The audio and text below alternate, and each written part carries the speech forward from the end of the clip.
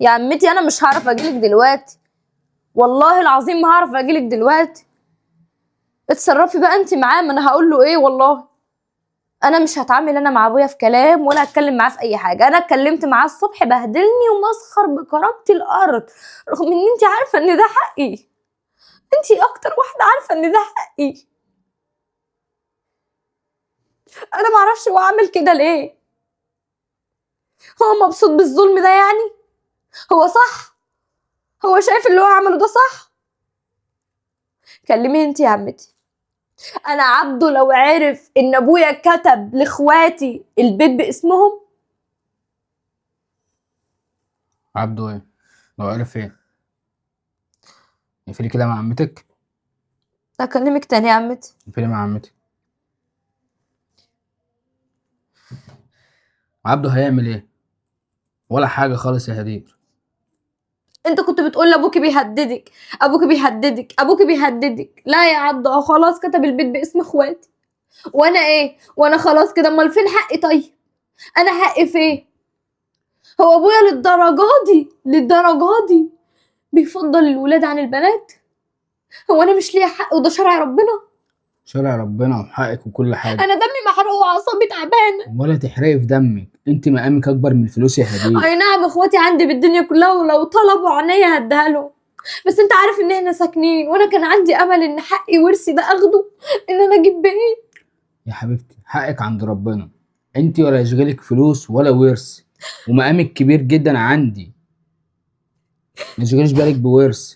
انا لو رحت اتكلمت مع ابوكي في حكايه الورث بتاعك ده ممكن يطردني، واخواتك ممكن يهبوا فيا. انت مقامك كبير اخواتي عندي. مش هيتكلموا في حاجه، بس ابويا هو اللي مقوي قلبهم عليا. تمام ابوكي. ابويا شايف اللي عمله ده صح. انا لما اتكلمت معاه الصبح بهدلني. معلش، هو في الاول وفي الاخر ابوكي. بتقول لابويا يعني بعد اللي عمله يا عبدو؟ يا ست، بتقول لي ابويا بعد اللي عمله؟ انت مش هتقدري تتبري منه. انا مش بقول اتبرع منه، انا مش هقدر اتبرع منه. هو ابويا بس وعلى دماغي وجزمته على دماغي، بس حرام، ده ظلم. يا ست، ده ظلم. انا من يوم ما جيت الدنيا وابويا ما بيحبنيش. ابويا بيفضل اخواتي عني، وكمان في شرع ربنا كمان خلفه، وكتب البيت كله باسم اخواتي الاتنين. وانا خلاص ماليش حق في الحياة كده ولا في الدنيا. ده كان عندي امل ان انا اخد الفلوس دي وان انا اجيب شقة. احنا ساكنين بقالنا 10 سنين يا حبيبتي ومتمرمطين ومتبهدلين وما معناش ان احنا طب نحاول. ما تعيطيش، بس ما تعيطيش بالله عليك. انت مقامك اكبر من الفلوس يا هدير، الفلوس بتروح وبتيجي. باذن الله ربنا يكرمنا وتجيبي بدل الشقه بيت واتنين وتلاته. انت مقامك مش البيت اللي ابوكي كتبه باسم اخواتك ده. خلاص كل حاجة راحت. مفيش حاجه راحت ولا اي حاجه. هو انت مفكراني هزعل منك او هطردك عشان ابوكي كتب البيت باسم اخواتك؟ بالعكس، انت شلتيني ياما شلتيني وانا تعبان، وطول ال10 سنين دولت انت معايا على الحلوه والمره، وعمري ما ناسيلك حاجه حلوه انت عملتيها معايا. وباذن الله ربنا يكرمنا ونجيب اللي احنا عايزينه.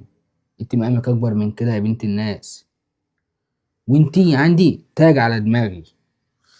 مش عايز ورث من اهلك ولا اي حاجه، ورثك ده انا اعتبريه اللي مش موجود. مزعلني اللي ابويا بيعمله.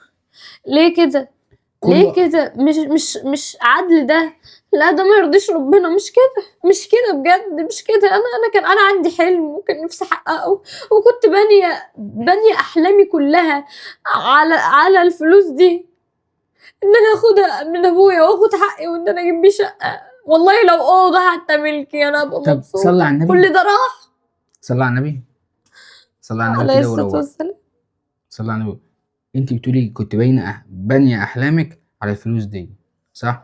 احلمي، وباذن الله ربنا يكرمنا في الشغل بتاعنا وتحققي اللي انت عايزاه كله، انا وانت. صح يا عبدو، ما نعرفش بكره مخبلنا ايه. بس ممكن ربنا يكرمني في لحظه. محدش يعرف علم الغيب، محدش يعرف ربنا كاتب لنا ايه لبكره وبعده والقدام.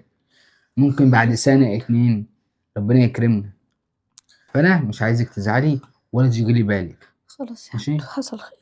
خلاص نكملي بقيه الاكل وانا هطلع اغير هدومي عشان ناكل مع بعض. ماشي. ماشي.